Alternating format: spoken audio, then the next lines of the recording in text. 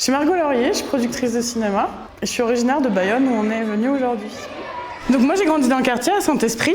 J'allais au cinéma à La Talente, à côté, donc que vous connaissez, où vous allez, etc.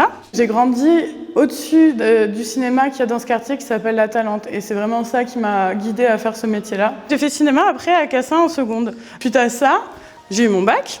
Et je continue avec cette idée de me dire, je veux faire du cinéma sans trop savoir quoi faire. Parce que aujourd'hui, si je vous dis je fais du cinéma, tout le monde pense à réalisateur ou acteur, etc. Mais en fait, j'ai découvert au fur et à mesure qu'il y a beaucoup d'autres métiers. Donc je suis arrivée à Paris. Il y a un film qui est sorti au cinéma qui s'appelle Les plages d'Annecy. Pardon, je suis un peu émue de le dire. J'ai un petit peu pleuré au début de la rencontre et j'étais un peu gênée parce que ça m'a rappelé que c'est pas facile d'exprimer ses émotions, surtout pour les adolescents et tout, mais en fait c'est ok, on a tous des émotions et autant les accepter et les montrer. Voilà. J'ai écrit à la réalisatrice sans trop y croire. Et quelques mois après, j'ai reçu un mail qui me disait passe me voir. Donc j'y suis allée et c'était super. Et elle m'a dit si tu veux faire un stage, viens et puis reste et on verra bien quoi. Et j'étais censée rester, je crois, 1 mois. Et en fait, je restais bien plus. C'est plutôt d'un naturel un peu timide.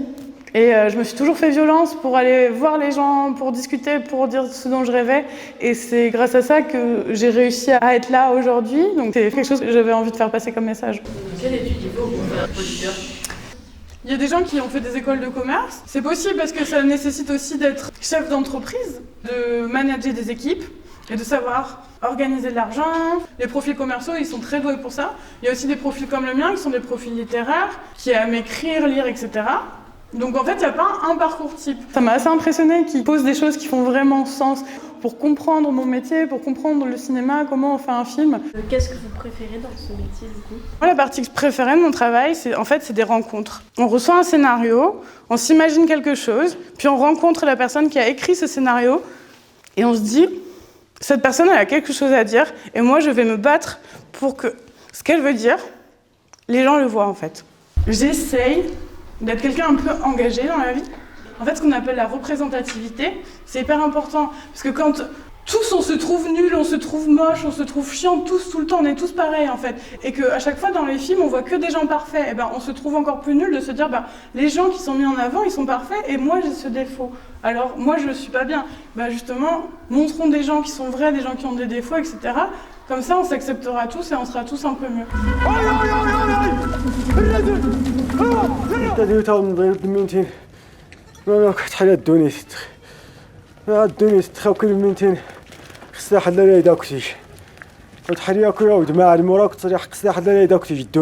Le film, c'est un film de femme, c'est un film de genre, c'est un film marocain, c'est un film qui a des choses à dire et qui a besoin d'être montré et qui change de tout ce qu'on a l'habitude de voir.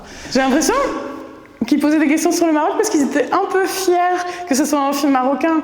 Et ça, pour moi, c'est pour ça qu'on fait ce film, c'est-à-dire que on aime le Maroc, on n'en peut plus de voir dans les films une image misérabiliste du Maroc. On veut que les gens soient fiers de montrer un Maroc qui ressemble au Maroc qu'on connaît. Avoir un César, ça a vraiment changé notre vie. Ce qui est le plus intéressant avec les Césars, pour moi, c'est que les gens ils s'intéressent à notre travail. Et quand on travaille beaucoup comme on le fait, Sophia et moi, on met tout ce qu'on est et toute notre vie dans ce travail. Donc quand les gens s'y intéressent, on se dit, on fait pas ça pour rien en fait.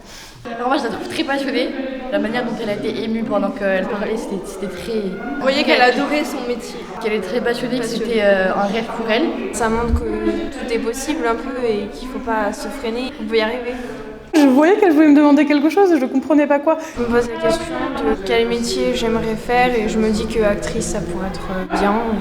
Et après quand elle m'a enfin montré ce qu'elle faisait, j'ai trouvé ça super parce qu'on voit qu'elle croit en quelque chose et qu'elle a un rêve, qu'elle ait osé me le montrer pour avoir un avis. C'est déjà sortir de sa zone de confort, donc c'est super. C'est plutôt un rêve et finalement c'est possible, donc tout est possible. Voilà.